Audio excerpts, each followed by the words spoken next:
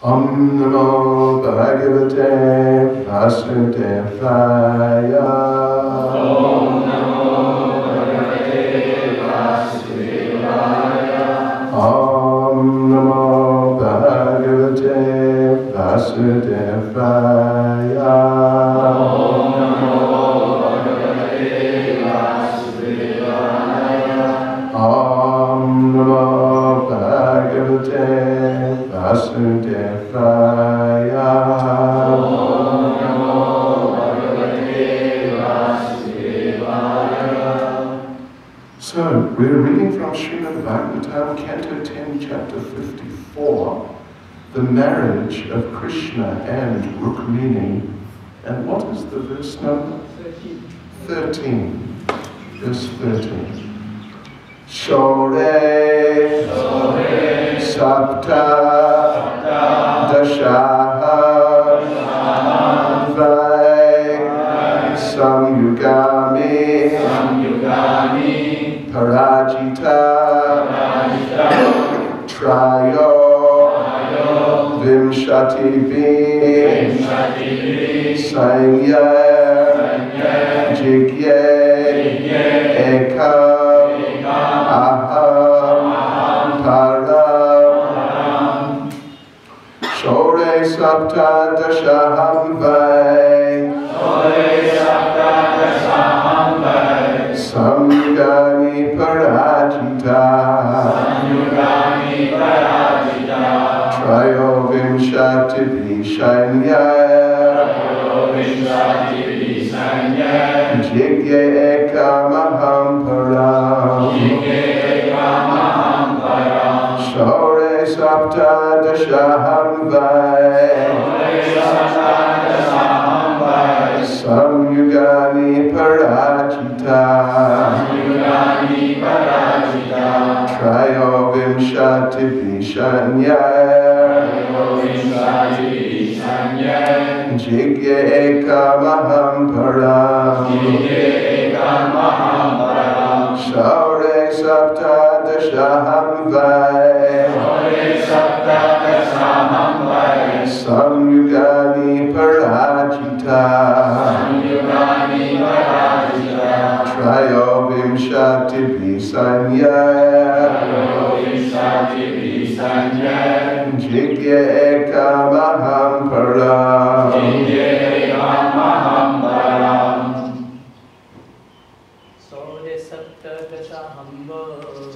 Sore Sapta Dasahamba Samyugani Parajita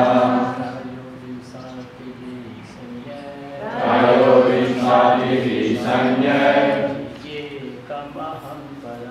Jigye Ekam Aham Param Sore Sapta Dasaham Vai Samyugami Parajita Trayo Vimshativi Sanya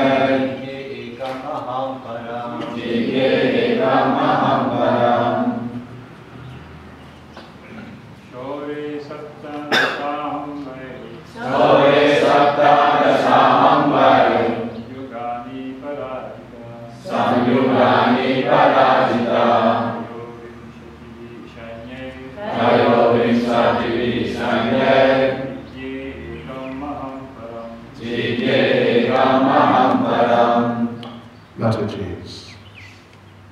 Sore Sapta Dasaham Vai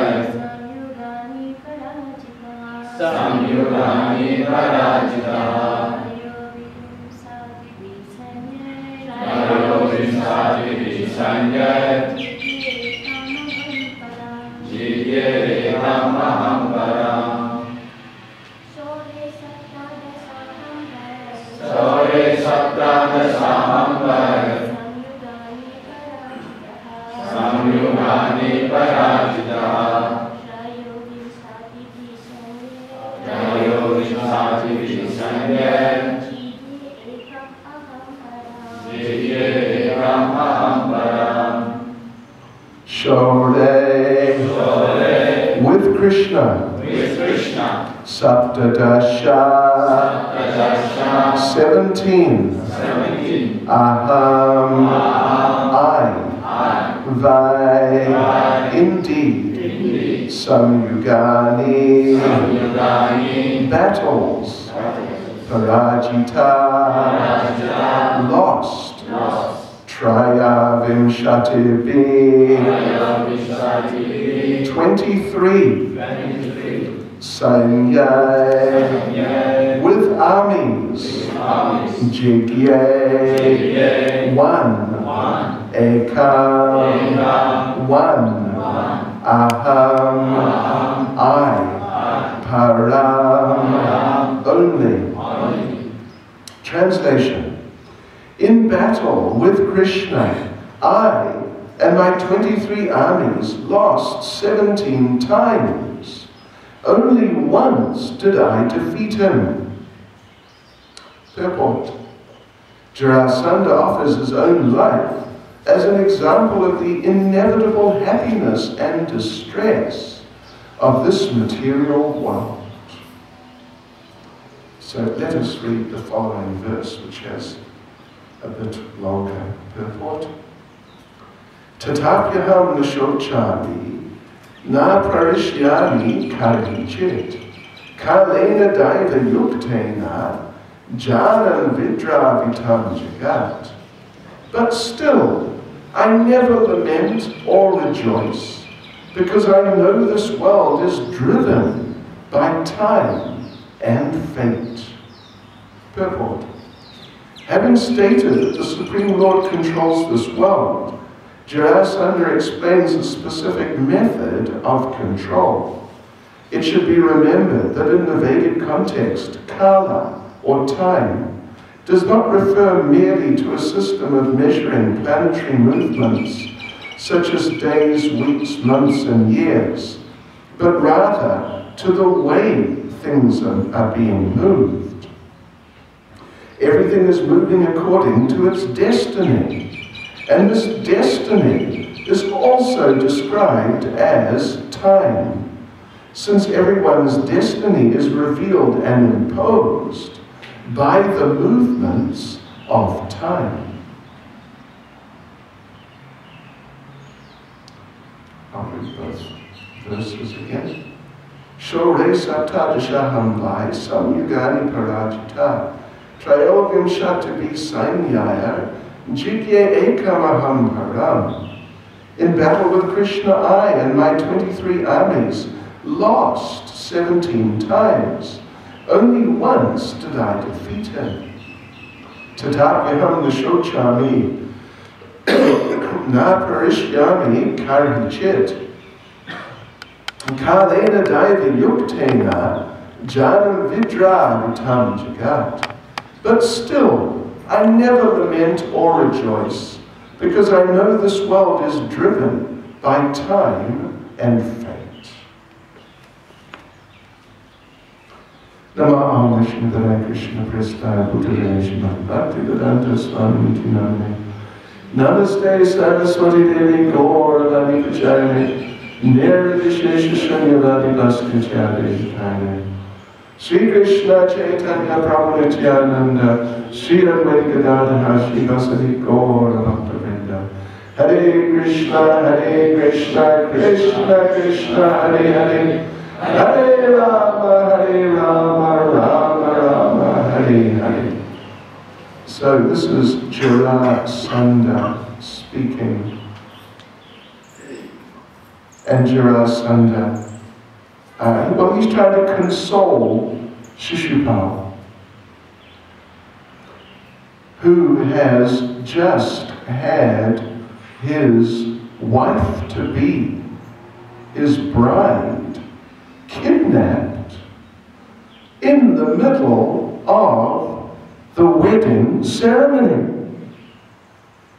Talk about a bit of a setback on a personal level, because he was very attached to marrying Rukmini, because she was exceptionally beautiful, exceptionally qualified, and she was a member of a family that was extremely close to him. Her brother, Rukmi, was just best friends, absolutely best friends of Shishupal. And indeed Rukmini's brother, had arranged the marriage, and the whole ceremony was already underway. Of course, those ceremonies are complex and drawn out and take actually a few days, but it had been going on, the process had been going on, and suddenly, right in the middle of it, right at a crucial point towards the end of the whole process, suddenly Krishna just kidnaps Rukmini. Oh, Shishupal! He was devastated, completely devastated. So Jarasandha, who's also same type of person, Rukmini, Shishupal, Jarasandha, they're all birds of a feather, and therefore they flock together. So Jarasandha is trying to console him that, look, it's okay, don't panic. It's not the end of the world. Life will go on. Let's see how to move forward. So he's giving this type of typical, just encouragement type of talk that people give other people when the other people have had some serious loss and are feeling very affected by it. So he's giving that sort of advice, don't worry, it's not so bad. But he's giving it in a very interesting way. It's actually what he's saying is extremely Krishna conscious. Yes. What he's saying is philosophically, it is not just some fantasy or some foolishness. What he's saying is right, basically, in principle. That the Supreme Personality of Godhead arranges things, and happiness and distress, they come and go, so don't become overwhelmed. And we're all puppets in the hands of the Supreme Lord, and so whatever he arranges, we have to learn to go along with. We are not the supreme controllers, and we all have our karma, and we have to accept these things, which is true. It is not untrue. It's not just some foolishness. Many years ago, one of our godbrothers, his wife's brother, younger brother, who was not a devotee, in fact he was some sort of so-called Christian, but actually he was just a materialist. So her younger brother was killed in a motorbike accident. So the funeral, they had a funeral in the Christian way, and the Christian priest was conducting the event. And this young man who had just died, the brother, he was, like we said, he was basically a materialist, and he was a drinker and a gambler, and what to speak of being a meat eater and chasing women, and he was just a typically degraded young man. And that night that he died, he had been very drunk, and he got on his motorbike and went screaming off in this hopeless condition, and smash, and that was it. So, what can you say? But what the priest said was that, yes, this young man, he is now, you don't need to worry. He is now with Jesus. It's just not true. It is like a meaningless pep talk, just some propaganda. It's stupid. He's not with Jesus. Who knows where he is? He's probably with the Yamadutas. In fact, I'm sure that's where he was, actually, and getting what he deserved. But on the material level, people do things like this.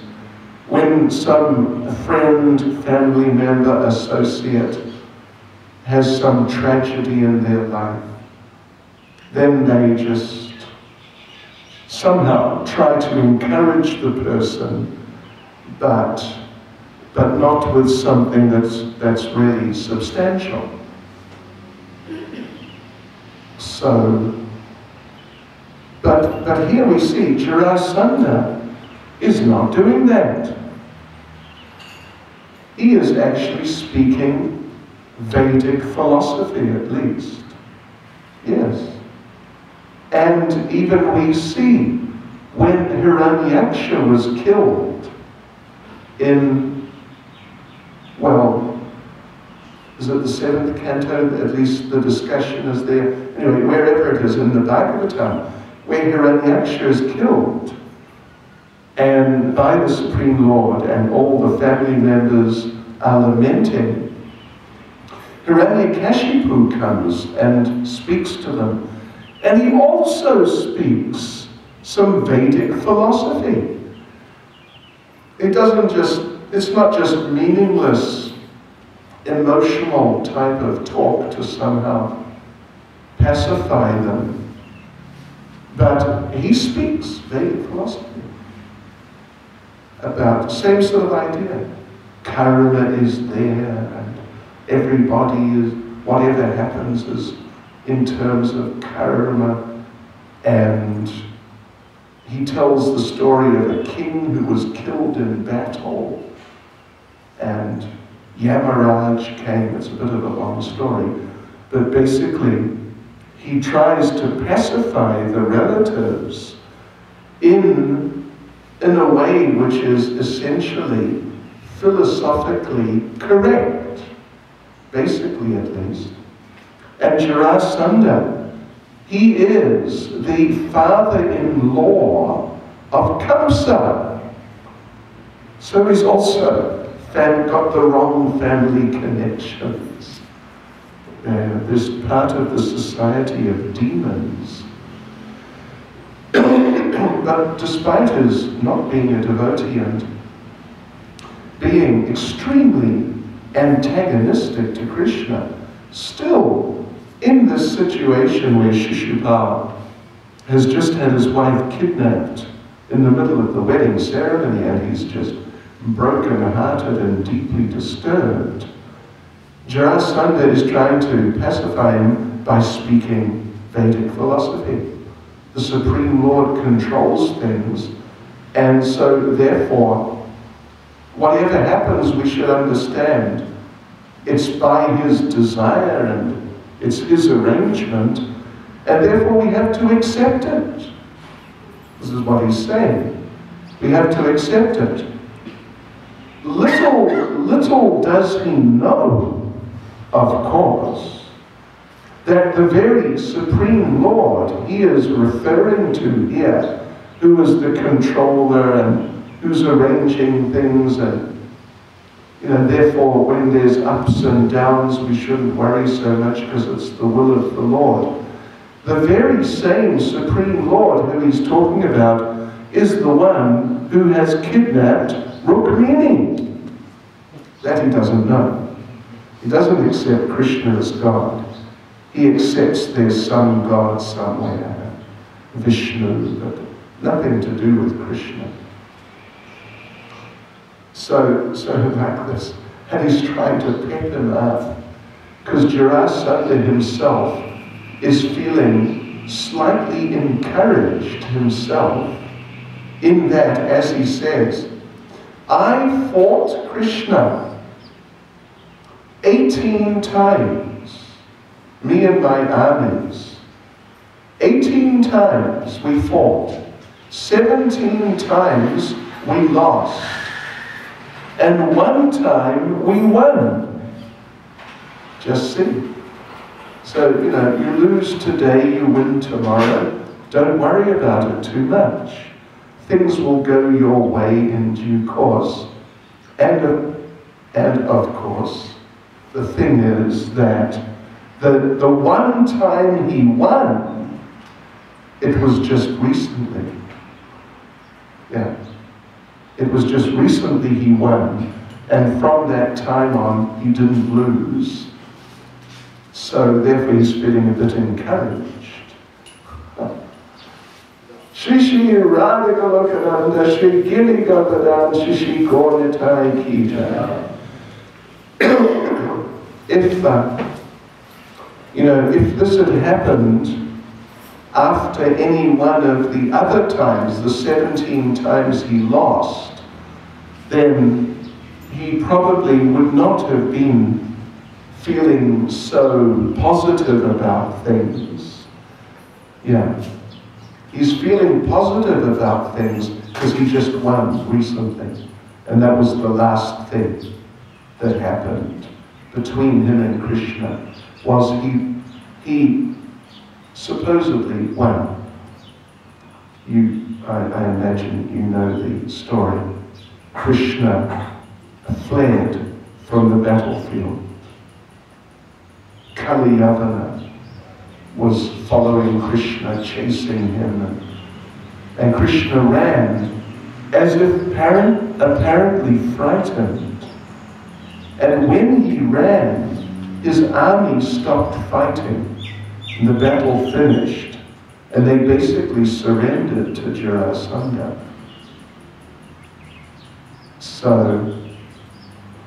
But then actually Krishna was not really running exactly. He was taking Kaliyavana to Muchukunda to be killed by Muchukunda, and that's what happened. So, because he is a demon, he's very much affected by happiness and distress, victory and defeat. He's very much affected. Devotees may be able to be unaffected, but non-devotees, they cannot avoid being affected. So, Jarasandha is now feeling good because he just had a victory not long ago. But if this had happened, as we said, just after one of his defeats, he may well not have spoken the same way. But it is a fact. What he's saying is true. On the material level, for materialistic people, victory comes, then defeat comes, and then victory comes, and then defeat comes. And it's just, this is how material life works. Up and down, up and down. And none of these situations are consistent. And therefore, at least for materialistic people, and indeed there are some like personal trainers, you know, these management guru type people, who part of their way of pepping up and encouraging the people they're training is that they say that it's good, you just were defeated, you just lost, you were just unsuccessful, that's good, because next time you'll be successful. Yeah. Because if you were successful now, that may not be so good, because next time you'll be unsuccessful. So it's good to be unsuccessful, because next time you'll be successful. This is their sort of imaginative way of looking at the situation.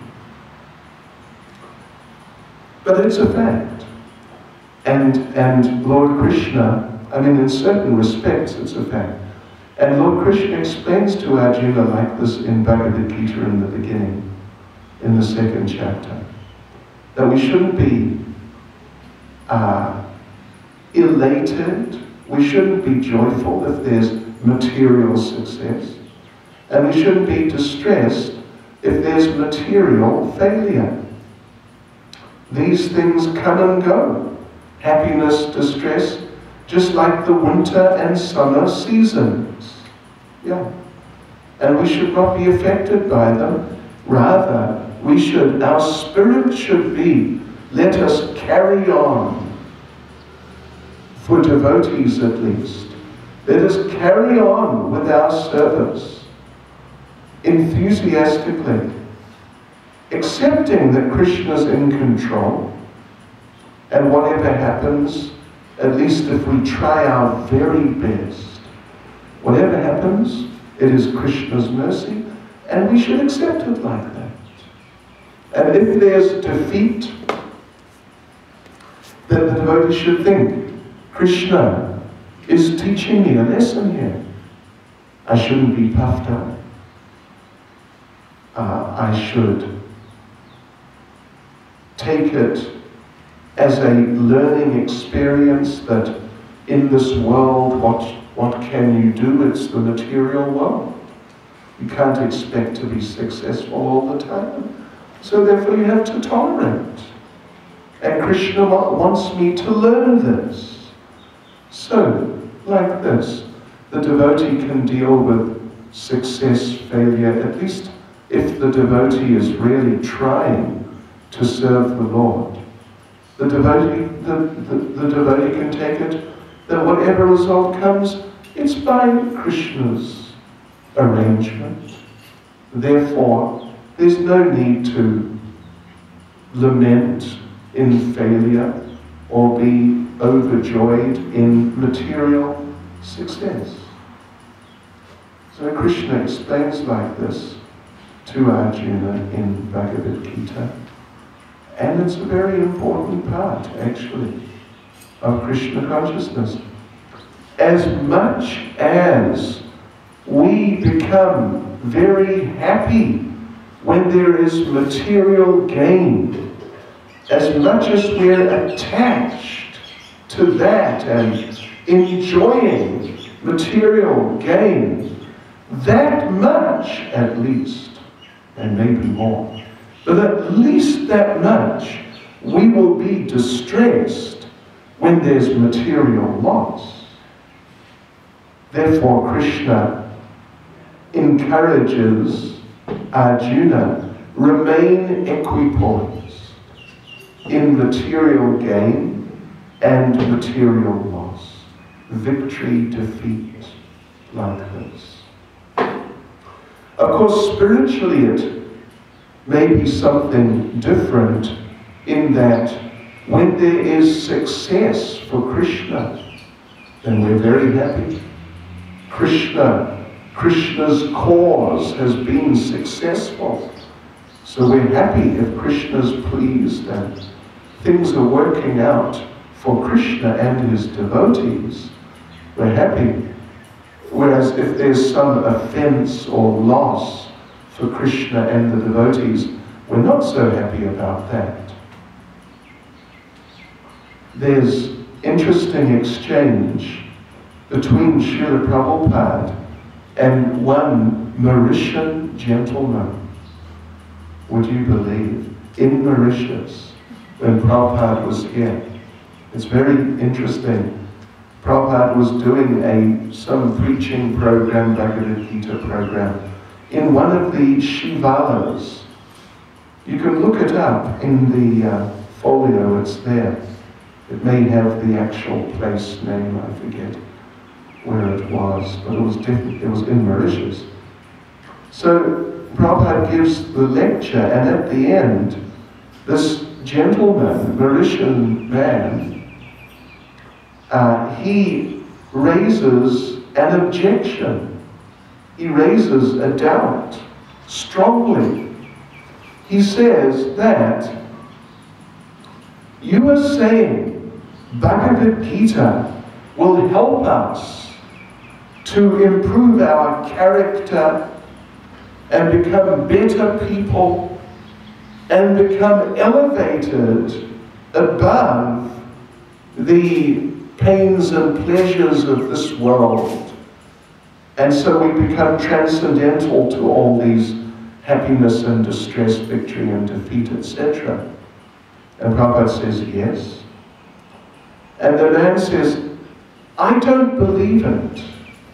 I don't think it's true. Because, and he raises, it's an interesting point. After Krishna spoke Bhagavad Gita to Arjuna, and Arjuna apparently accepted, yes, and accepted the spirit, and I'll think as you have said, and I will adjust myself in terms of your instructions. So then the battle starts, and then in the middle of the battle, Arjuna's son, Abhimanyu, was killed.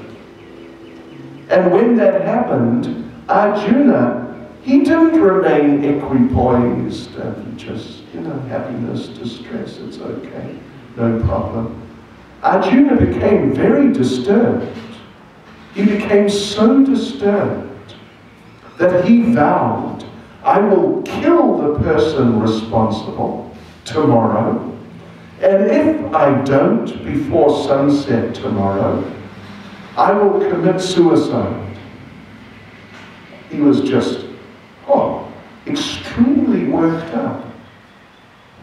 So this man then, raising this doubt to Srila Prabhupada, says that, so you see, Krishna told Arjuna, be equipoised, etc., etc. But Arjuna, after hearing all of that, he did not remain equipoised. He became very disturbed.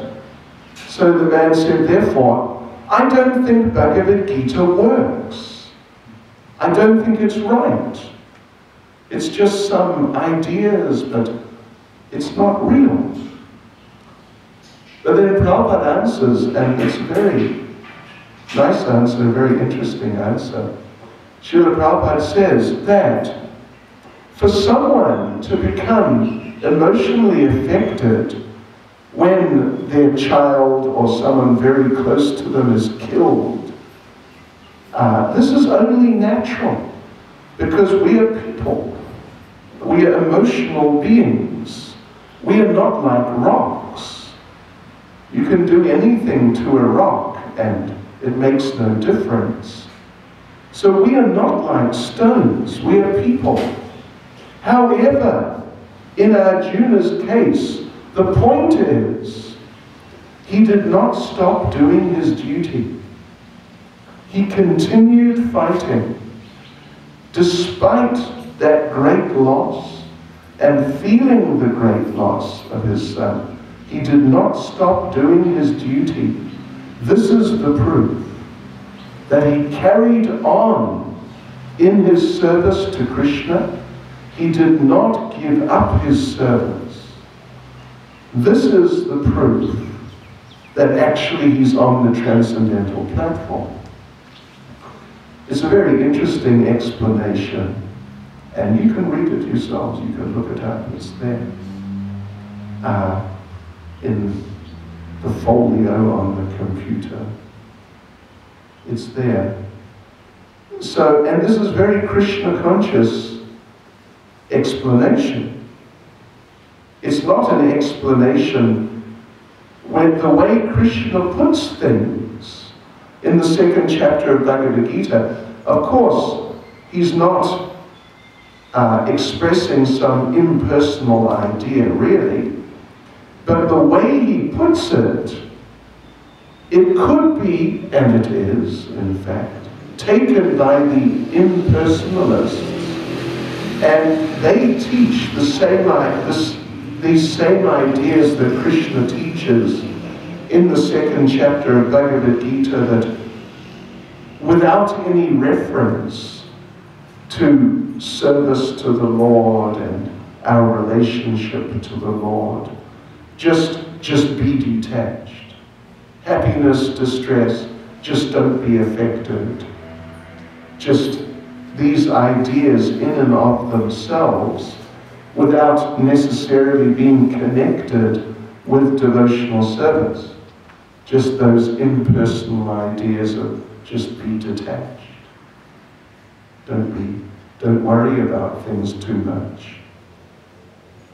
But the way Srila Prabhupada puts it is so completely Krishna conscious that he continued with his service. He didn't stop his service. This shows, because this is Krishna consciousness. Krishna consciousness is not just a matter of being strong and not being dominated by your emotions. That is not the ultimate point. Of course, we should not be dominated by our emotions. But the main point is, we should continue in devotional service. We should not give up devotional service. We should not give up chanting. Sometimes devotees who have problems, personal problems, sometimes they say that, oh, I'm feeling so distressed, so depressed, I can't chant. So I'm not chanting my rounds. When I feel better, then I'll get back into my rounds. Sometimes some devotees, they say like that. But of course the thing is, it's like saying, if a person is sick, it's like them saying, I'm so sick, I can't take the medicine. When I feel better, I'll start taking the medicine. So the chanting is the medicine, Bhavoshati. Bhaktivinoda Thakur explains, Bhavoshati, this chanting, Hari Nama Maha Mantra, it is the medicine. Prasadam is the diet, and chanting is the medicine for the conditioned state. So yes, this is the real thing.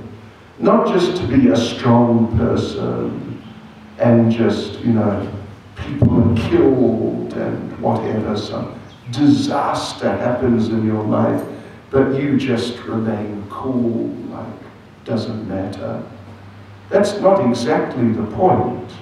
But the point is, continue on with your service. Continue serving Krishna.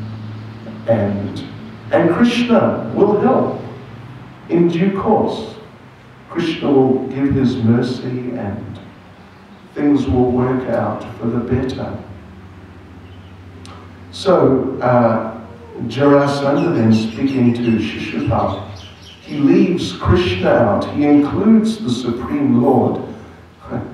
This is the arrangement of the Supreme Lord, and by his arrangement there's ups and downs, and don't worry, you're having a down now, but things will go your way shortly, so don't worry about it too much. Little does he know that Supreme Lord is Krishna. And,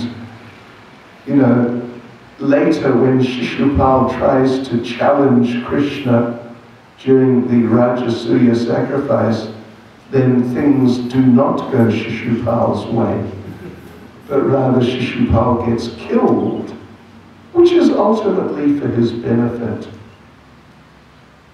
But otherwise, Shishupal, Krishna does not appreciate Shishupal. And Shishupal's plans for his own independent enjoyment in opposition to Krishna, they're not going to work out. And Jarasandha, him thinking, well, you win some, you lose some, I just won, so I'm okay. it's all a little sort of distorted. In principle there's truth, but there's distortion in it. Because Shishupal is Shishupal. I mean, because Jarasandha is Jarasandha and he's a demon. Hare Krishna. Any comment or question? Yes. Maharaj, Yes. Lord Krishna defeating Jarasandha 17 times. And why defeat him? Kill him? Is there any reason why Krishna Didn't kill him? desired to defeat him? Why should Krishna defeated Jarasandha and didn't kill him? That's the point? Yes, well, Krishna wanted to embarrass him and make him look like a fool. Because Kshatriyas, if they lose a battle, and if they're not killed, if the enemy lets them go, it's a great embarrassment for the Kshatriya. Because it means the person who won, the other Kshatriya, doesn't take them seriously. Just let him go, just, Yeah. It's worse than death. It's worse than death. Dishonor is worse than death. And so, many of these people, they would commit suicide. They would commit suicide. And in the Kshatriya lines, and not even just the Indian, but in Japan, the samurais, and they're like Kshatriya lines. And if they're defeated and not killed, or like embarrassed in some way like that, they just take their own lives. It's just, it's normal. They take their own lives. Because dishonor for a Kshatriya, dishonor in being treated like you're not a real Kshatriya, it's worse than death. And this is why, well, just shortly, as this pastime develops, right now Rukmi is chasing Krishna, and they're going to fight, and Krishna's going to defeat him. And Rukmini begs Krishna, please don't kill my brother.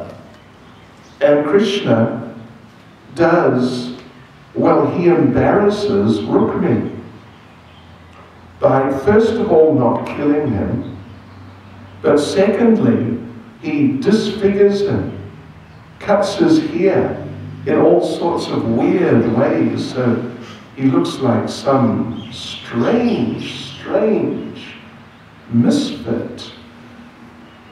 And then he's sent back to his city looking like a joke. So Krishna did that in order to satisfy Rukmini that he didn't kill her brother. So Rukmini was happy. But at the same time, it was worse than if he just killed Rukmini. From the Kshatriya point of view for Rukmini, he had to go back looking like a sort of crazy idiot. Whereas previously, he was the crown prince there, in that place. So, yeah, but Jarasandha, he didn't really learn. So he just kept on and on and on. And finally, he didn't even really defeat Krishna. It's all Krishna's special pastime. But he thought, he's running, he's frightened of me. Just see, I'm good. Is that okay? Hi, this is another story, this Pratap Maharana. Have you heard Pratap Maharana? I've heard of him. Yeah. He died for. Rajasthan. Yeah. He defeated the Muslim many times. He defeated? The Muslim. Yeah. He defeated the Muslim many times. Yes. But at the end, the Muslim defeated him, took his life out. And wasn't it with Shivaji also? Shivaji? Yeah. Something similar? defeated a Muslim, let him go. A Muslim defeated him and killed him, something like that. Yeah. But then at the end, although he was blind, he was able to kill a Muslim just by hearing. Oh, I see. And the Muslim people, they wanted to see whether he is very capable of just by hearing the sound. And his Pratap Maharana, his counselor was with him. And he just gave him some hint where is the Muslim standing in the front. I see. Some sign, then he was able to just kill him. Okay. Hare Krishna. Yes, brother. Thank you for very nice class. It seems that the gist of what you were saying is that Jarasandha is speaking truth in principle, but the realization is wrong or at best lacking. Yeah. So it's making me think that if I'm preaching to people, it's also possible that I can speak truth, something that's true according to the scriptures, but without necessarily having the realization of what I'm saying. That's also true. So how can I make sure that I'm not speaking something that's beyond my realization, or that I get the realization of what I'm trying to explain to someone? Well, yeah, okay. The first thing is that we should not speculate. Speculation, realization, there's sometimes what devotees call realization is speculation. So first of all, we should really try to just speak things, speak authentic things, yeah, in a very sincere way, and not speculate. But really, so therefore we try to just repeat. And Prabhupada said, if all you know about Krishna consciousness is that prasadam tastes good, just tell people that. So we should not go beyond our stock of information and like that. Yeah, and become too sort of creative in our preaching. But the real danger arises, the worst danger at least, is when the person is devious, the so-called preacher. Milk touched by the lips of a serpent has a poisonous effect. So when people are really devious and insincere, try to present, the chanting or the philosophy, then because of their lack of sincerity and because of their materialistic consciousness, then information will be twisted and just, it will be imparted in such a way that people become misled because their consciousness is twisted. And we see Bhagavad Gita, there's so many translations of Bhagavad Gita. Even Srila Prabhupada, the first time he presented Bhagavad Gita in English in America, he had the devotees take the translations from, whose Bhagavad Gita was it? Radha Krishna's? Radha Krishna? Dr. Radha Krishna? Yeah. Who, Dr. Radha Krishna, he's just a Mayavadi, sort of like New Age Mayavadi. But Prabhupada told them, just take the translations, and they did. Because then he also noticed some of the translations were wrong. And so then he put his own translations in the next version. But the first edition was Prabhupada's purports, and the translations were from Dr. Radha Krishna. Prabhupada was trying to get the book out as quickly as possible, and So, but anyway, the thing is that where there's real deviousness, like all these people present Bhagavad Gitas which are not as it is. And Prabhupada made the point that before he presented Bhagavad Gita as it is, there were many versions of Bhagavad Gita in English, but not one of them had produced one devotee. And he presented Bhagavad Gita as it is, and then hundreds, thousands, and then millions of people became devotees. So, we should certainly not speculate when we preach. But basically what we should do is repeat what we've heard in an authentic way, in a sincere way. Then it will be effective. Then it will be effective. Yeah.